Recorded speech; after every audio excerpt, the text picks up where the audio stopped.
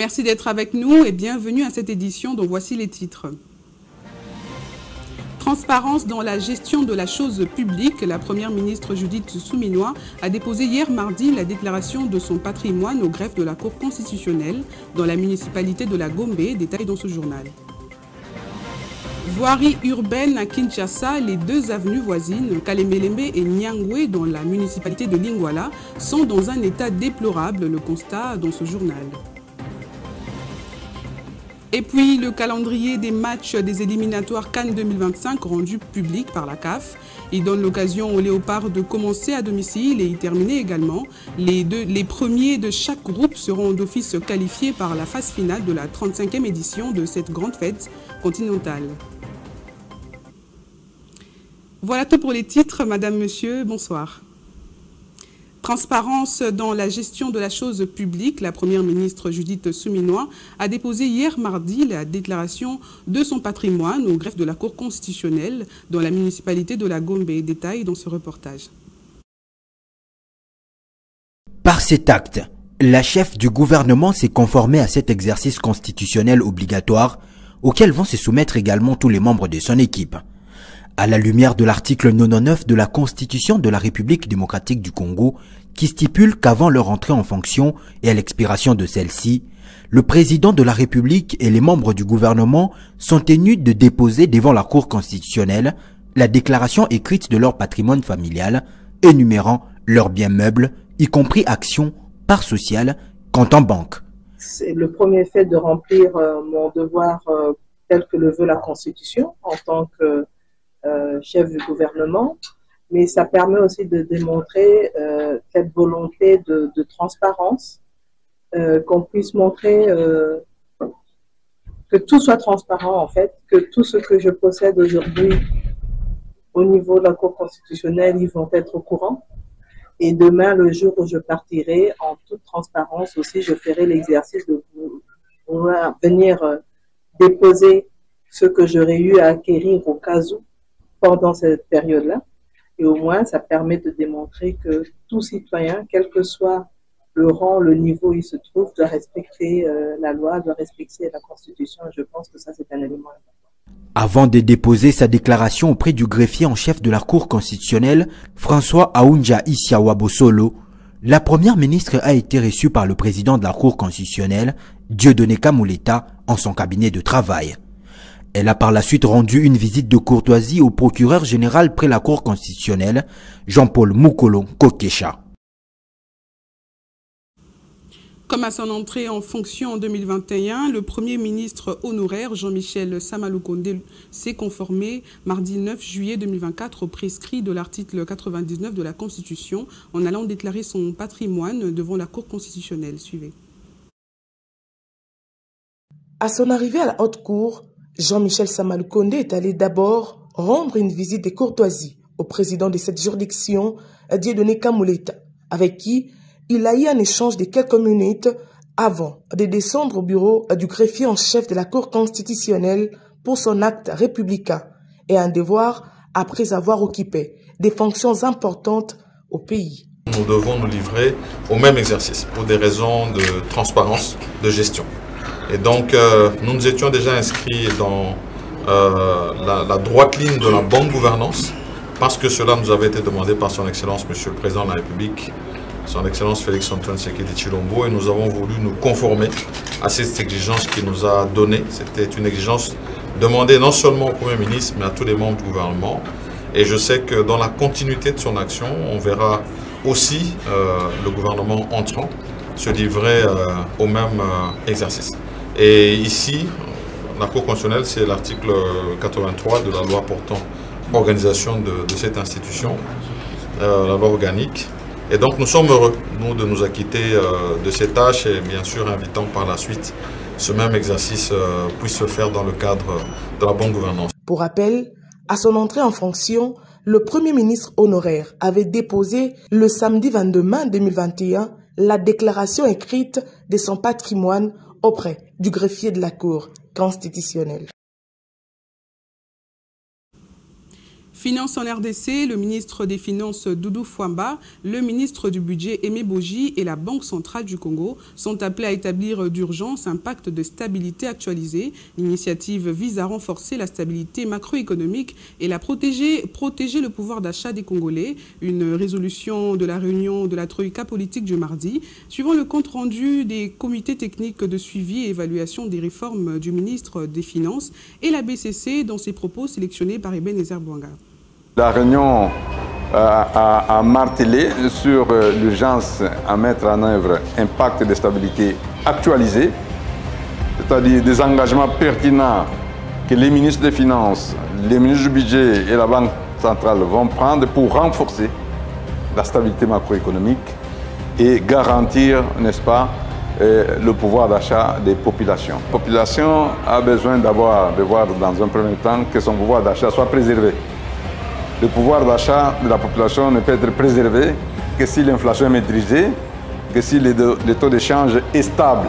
C'est la stabilité qui va garantir que son pouvoir d'achat soit préservé et songer dans un premier temps, n'est-ce pas, à augmenter ses pouvoirs d'achat à travers, par exemple, pour ceux qui travaillent, des salaires plus élevés, ainsi de suite.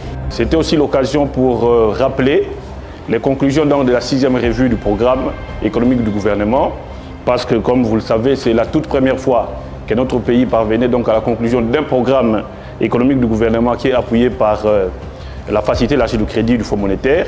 Et donc, on s'est félicité de tout ce qui a été fait. Et c'était également l'occasion pour essayer de nous tourner vers l'avenir, savoir quelles sont les actions qui vont être menées. Et là, il faut savoir que le pays donc, va s'engager sur un nouveau programme, toujours avec le Fonds monétaire, qui sera cette fois-ci appuyé par une facilité spéciale qui est le RST, donc qui porte essentiellement sur la soutenabilité et la durabilité. Et donc les ressources qui vont être décaissées à ce niveau-là sont très très importantes. C'est une facilité qui porte sur 20 ans pratiquement, avec un différé de 10 ans. Donc contrairement donc, à la facilité élargie de crédit qui est de court terme à peu près sur 3 ans. Mais là c'est vraiment des facilités très importantes où l'État pourra encaisser autour d'1 milliard de dollars et qui lui permettra donc de mener des réformes nécessaires, notamment pour régler des questions climatiques. Le vice-premier ministre en charge de la fonction publique, modernisation de l'administration et innovation du service public, Jean-Pierre Liaou, est actuellement à Rabat, au Maroc, où il participe à la 59e session du Conseil d'administration du Centre africain de formation et de recherche administrative pour le développement.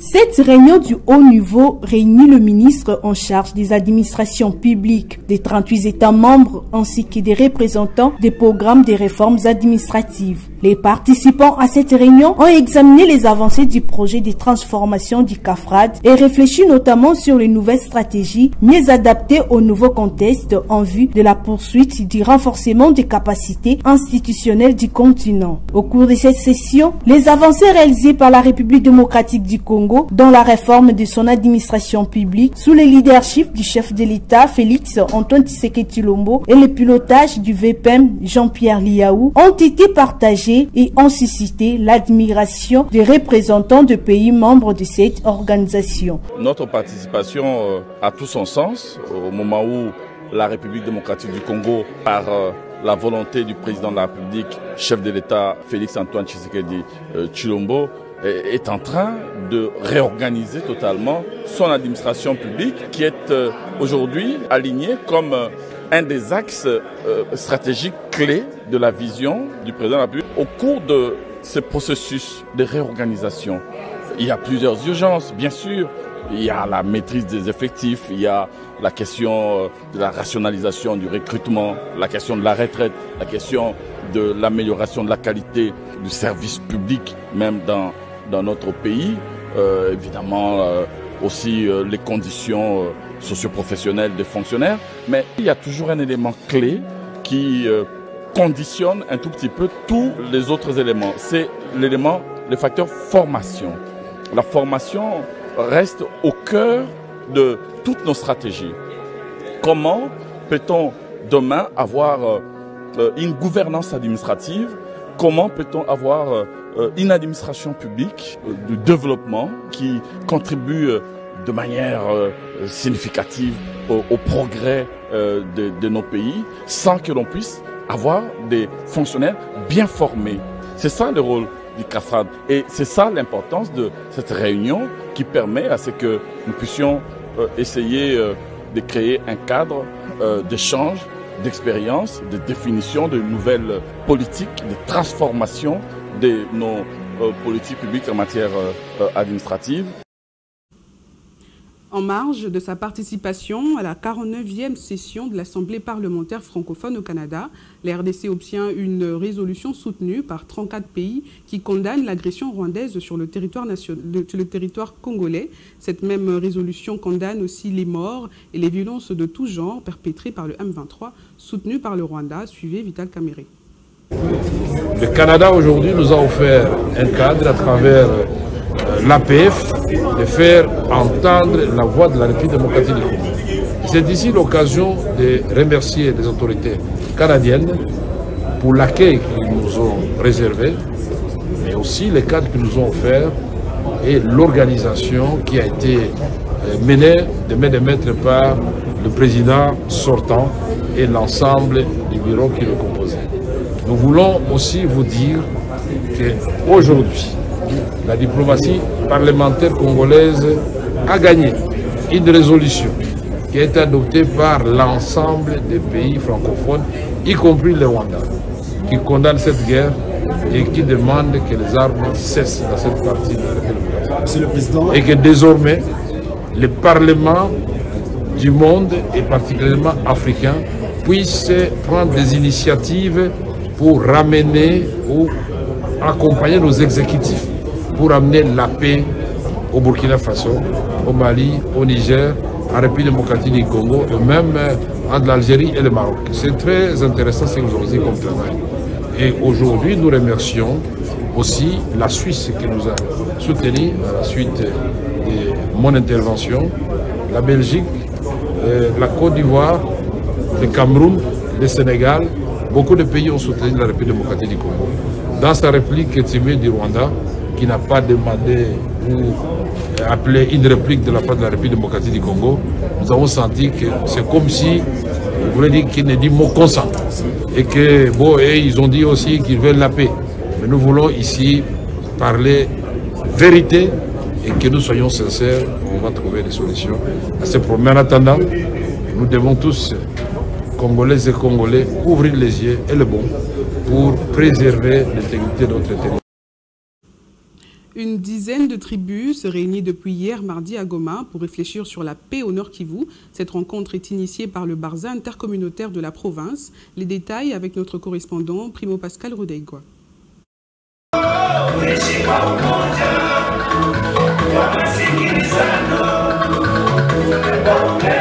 Il s'est ouvert mardi 9 juillet à Goma la rencontre interculturelle pour réfléchir sur l'insécurité dans la province du Nord Kivu.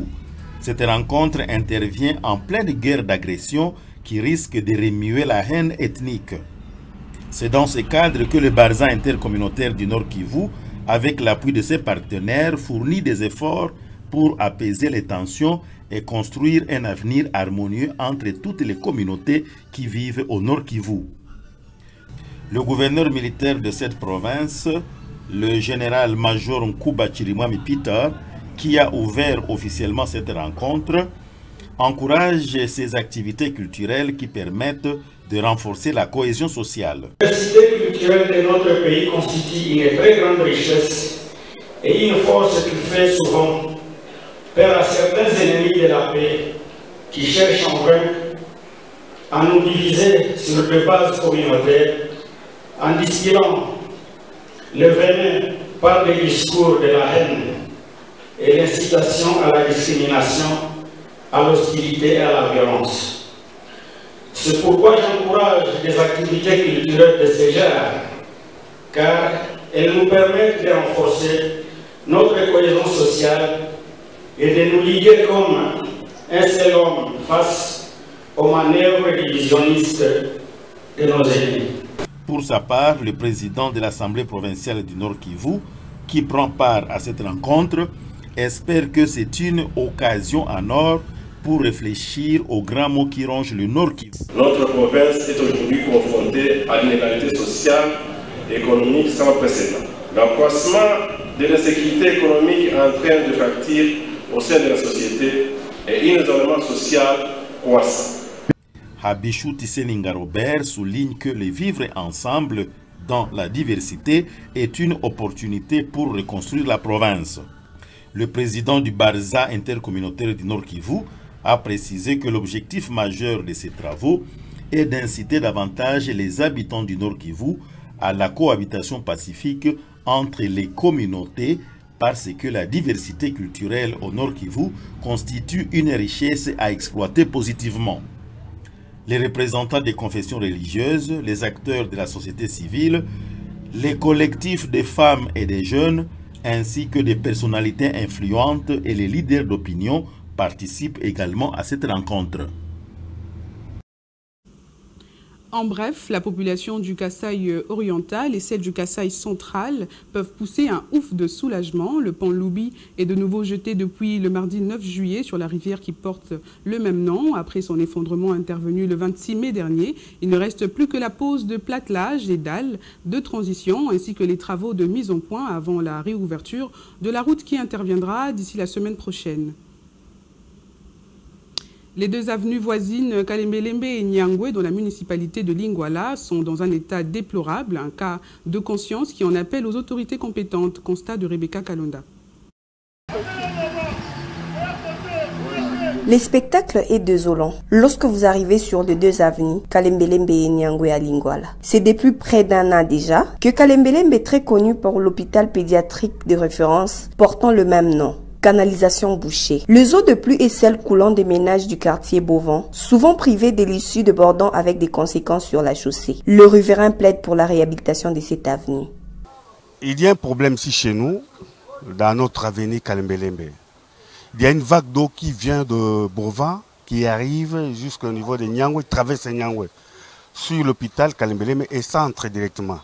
Et ça fait un problème délicat entre la chaussée et les caniveaux.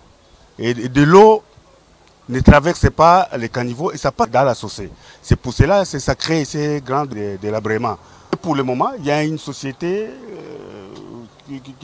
qu'on avait installée, il n'a pas fait longtemps. Il a fait que quelques jours et disparu jusqu'alors. Même son de cloche. Du côté de l'avenue Nyangwe voisine, dans son tronçon entre avenue Kidoda et le rond-point des Huileries, un délabrement très avancé. Un semblant de travaux a été observé sur ces tronçons, mais sans suite au grand regret des usagers. Après, on a suivi. Mais depuis, on a suivi. Chaque infrastructure a besoin d'un suivi lorsqu'il commence son délabrement. Depuis les délabrements de son tronçon, il n'y a pas de suivi. Lorsqu'il pleut, c'est un problème ici. Tournez derrière l'avenue Kalembelembe. Vous constaterez les désastres. Il n'y en a pas de route. Nous avons besoin de route. Le chauffeur-conducteur déclare payer les taxes, mais il n'y a pas toujours de solution. Aux responsables compétents d'agir avec diligence en prenant en compte la donne saisonnière. Le calendrier des matchs des éliminatoires Cannes 2025 rendu public par la CAF, il donne l'occasion aux Léopards de commencer à domicile et y terminer également. Les deux premiers de chaque groupe seront d'office qualifiés pour la phase finale de la 35e édition de cette grande fête continentale. Tirés dans le groupe H, les Léopards de la République démocratique du Congo vont débuter les éliminatoires de la Coupe d'Afrique des Nations de football 2025 à domicile contre la Guinée le 2 septembre 2024 au stade de Martyrs. Le poulain de Sébastien Desarbres seront obligés d'aller à Addis Abeba pour faire face au Wydad d'Éthiopie. Et pour terminer cette phase aller, la RDC va accueillir dans son mythique stade du 7 et 15 octobre la Tanzanie dans le cadre de la 3e journée de ces éliminatoires. Lors de la 4e journée, les Léopards seront reçus par les Taifa Stars, match prévu entre le 7 au 15 octobre. Du 11 au 19 novembre, la RDC fera face au Silice national de la Guinée pour le compte de la 5e journée et enfin, pour clôturer ces éliminatoires, l'équipe nationale congolaise jouera le Wydad de l'Éthiopie au stade de Martyrs pour le compte de la 6e et dernière journée, match prévu du 11 au 19 novembre 2024. C'est la fin de ce journal. Merci de l'avoir suivi et bonne suite de programmes sur Congo 26 Télévision, la chaîne de l'unité nationale.